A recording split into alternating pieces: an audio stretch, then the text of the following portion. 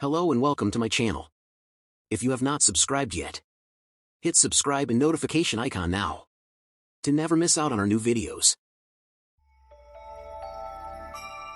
This is a summary of Leading with Empathy, a book by Gautham Pallapa. In the wake of COVID-19 and the massive damage it inflicted, author Gautham Pallapa offers a soothing prescription for healing. At this very appropriate time for empathy and kindness, he casts a wide net, offering wisdom and insight that can benefit anyone, including and especially workplace leaders. Though some people are born with greater empathetic capacity than others, Pallapa believes empathy is a skill you can develop through practice and attentiveness. Empathy, a crucial business attribute, may also be society's ace in the hole on a long road to recovery. Let's hear takeaway number 1. Positives exist amid the COVID-19 pandemic's devastation. The COVID-19 pandemic's economic, political, and social repercussions changed the lives of countless millions of people worldwide. The pandemic affected roughly half of the 3.3 billion people in the global workforce. And in the United States, more than 26 million adults said they were unable to feed their families properly in 2020. Fear, anxiety, isolation, depression, and loneliness have increased dramatically since COVID-19 emerged in early 2020. Finding positive news amid the adversity is difficult, but if you look through an optimistic lens, you'll notice these encouraging developments. First, vaccine innovations. Scientists in various fields worked frantically to develop effective immunotherapies while bypassing the customary extended testing periods. They produced several vaccines to combat COVID-19.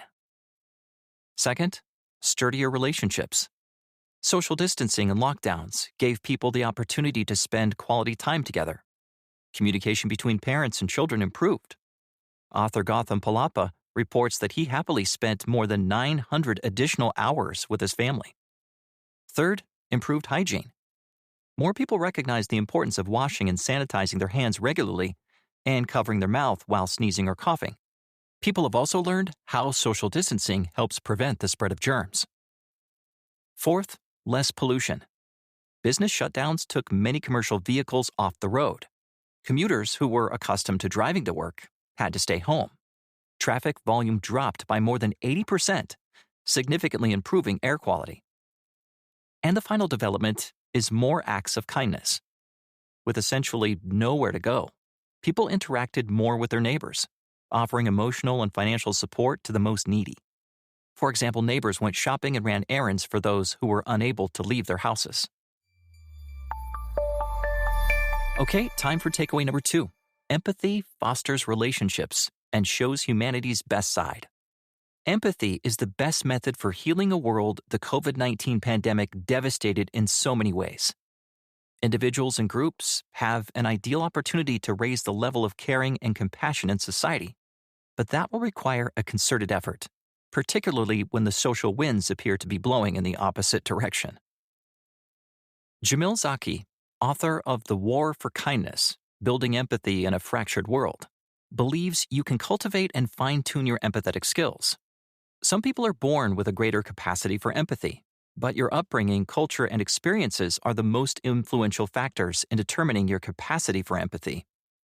Though everyone has a unique personality, people in general are social beings who thrive on connection. To achieve connection, you need empathy, which enables you to identify with the feelings of your fellow human beings. Sympathy and empathy are not the same. Sympathy means you feel bad for others, the homeless for example, without really grasping what they experience. Empathy enables you to put yourself in other people's place and help alleviate their suffering. And empathy sustains relationships, which require communication and acknowledging the emotional state of others. People often view leaders stereotypically as militaristic enforcers with little or no regard for human emotions. Consequently, employees suppress their feelings for fear their bosses or even their colleagues will view them as vulnerable or incompetent. Empathetic leaders genuinely care about their employees' well-being and address their physical and psychological needs. Empathy also inspires people to help total strangers in their greatest times of need, such as during the aftermath of a major disaster, for example. Empathy enables human beings to show their kindest most evolved, and generous aspects. Here's the third takeaway. Leaders elevate their game using emotional intelligence. Emotional intelligence, or emotional quotient, EQ, consists of traits that effective, respected leaders have in common, such as compassion, personal appeal, vision, approachability, creativity, and foresight. Emotionally intelligent leaders are in control of their emotions. They know how to handle stress and conflict while minimizing the disruptive effects those two forces can have on the workforce. Good leaders can explain the reasons for change without sending employees into a panic. This skill is particularly valuable now as companies recover from COVID-19. Reassurances and messages of unity comfort and motivate employees.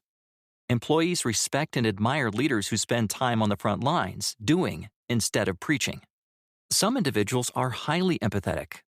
They may experience pain when they learn of terrible news or envision themselves in the situation of those who are suffering. They may find distressing events or dealing with people in crisis sometimes overwhelming or enervating. Empathetic people listen well. They recognize nonverbal hints and sense when others are insincere or exploitative. The three most typical forms of empathy are: first, cognitive. You place yourself in other people's positions to understand their experiences. Leaders and managers utilize cognitive empathy to appreciate their employees' circumstances and help them succeed. Cognitive empathy is deliberate and doesn't require an emotional investment. Second, emotional. You may actually experience the other person's emotional pain. Leaders should demonstrate emotional empathy in the workplace to build trust and strengthen their relationships, with one precaution: don't become so involved you neglect your own needs. And the third type is compassionate. You not only recognize the signs of distress or pain, but attempt to assist the individual by listening or taking action. You dedicate time to helping the person deal with his or her issue. Empathy is acknowledging and experiencing another's anguish while offering a helping hand. Empathy helps other people feel comfortable expressing their pain. It creates a bond of trust and understanding. According to Google's statistics, searches for the phrase, "What does empathy mean?" have increased more than 3,000% since the COVID-19 pandemic's onset. Okay, let's move on to takeaway 4. Egotistical and materialistic pursuits impede empathy. While empathy may be on the rise, it is not yet a core value in society. Human beings typically struggle to put others' needs ahead of their own. That's understandable considering the evolutionary instinct for survival. But the difference between self-focus and self-obsessed is significant. Some people may believe in entitlement and demean those they perceive as inferior. They can become addicted to chasing material wealth. Many young people base their self-esteem on another currency: the number of social media followers, likes, or comments they receive. Social media platforms such as Facebook, TikTok, and Instagram provide instant gratification that becomes addictive. Stress and adversity cause people to retreat into safety bubbles, occupied by those with similar economic, political, religious, and educational viewpoints. Increasing your capacity for empathy requires you to broaden your horizons and reach out to new people. Initiate conversations with fellow online employees. Ask neighbors or coworkers outside your bubble to join you for lunch. Try to learn about their lives. Write down a few noteworthy things about your interaction. Set aside all electronic devices when you're having a conversation, even with people you know well. Distractions make it difficult to pay attention and read nonverbal signals. Joining a cause or volunteering is an excellent way to increase your empathy. People establish social bonds through common ventures. Help out with a community project. Volunteer as a tutor, or shop for those unable to leave their home. When the author and his wife moved to the United States, they volunteered at several events. They shared their stories and the challenges of living in a new country far away from family. This inspired fellowship that helped alleviate their loneliness. Time for another takeaway. Introspection sets the tone for self-improvement. During COVID-19, countless articles focused on how leaders managed the crisis, what they did well, and what they could have done better. In reality, though, leadership is complex. It demands consistent learning and practicing. Emotional intelligence, EQ, often separates exceptional leaders from those with comparable skills and know-how. Some scientists believe people are born with EQ. Others say anyone can learn it and improve over time. Leaders, strong in EQ, know how to channel their emotions positively while successfully handling the feelings of others. Leaders often find introspection challenging. They are consumed with responsibilities and don't set aside time to look inward. Others resist self-reflection because they view their weaknesses as character flaws instead of learning opportunities. Some leaders believe it's egotistical to spend time examining themselves, but introspection doesn't require a huge time commitment. Before your workday begins, ask yourself, what feelings am I experiencing now? And what events could prevent me from having a positive day? Repeat the process at around lunchtime. Get your feelings down on paper and acknowledge your emotions. Do another self-assessment at the end of the day and pinpoint areas in which you can improve. The difficult and sad periods in life that everyone experiences often leave lingering negativity.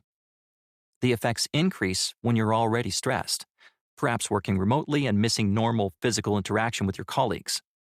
Overwhelming concern and worry can shut you down and create a state of hopelessness that threatens your ability to lead with empathy. Now for the sixth and final takeaway. Limiting beliefs only hold back your unlimited potential. Limiting beliefs are a serious threat to any leader. They imprint in your mind during your upbringing, education, and societal interactions. No pain, no gain, and money is the root of all evil are among the negative adages that may resonate in your head. Personal limiting beliefs such as, I'm not smart enough to solve this problem, or I can't handle the pressure if I'm promoted, can prevent you from taking on new challenges and impede your growth. Don't allow limiting beliefs to imprison you. First, recognize the distinction between failing and being a failure. Failing signifies effort. Failing at something means you're learning and acquiring knowledge. Identify at least 3 occasions in the past when you conquered a limiting belief. This exercise will boost your confidence and may provide a clue or two for resolving your current issue. Finally, tack on a yet to the end of any limiting belief. For instance, I can't solve this hard problem yet. It's a dynamic word that affirms self-confidence and indicates you are headed in the right direction. That was a summary of Leading with Empathy, a book by Gautham Pallapa. Let's hear the 6 takeaways again. Takeaway 1. Positives exist amid the COVID-19 pandemic's devastation. Takeaway 2. Empathy fosters relationships and shows humanity's best side. Takeaway 3. Leaders elevate their game using emotional intelligence. Takeaway 4. Egotistical and materialistic pursuits impede empathy. Takeaway 5. Introspection sets the tone for self-improvement. And the final takeaway. Limiting beliefs only hold back your unlimited potential. Thank you for watching. If like this video, subscribe and click on the notification icon to never miss out on new videos. Follow me on Instagram. Link in the description. Thank you.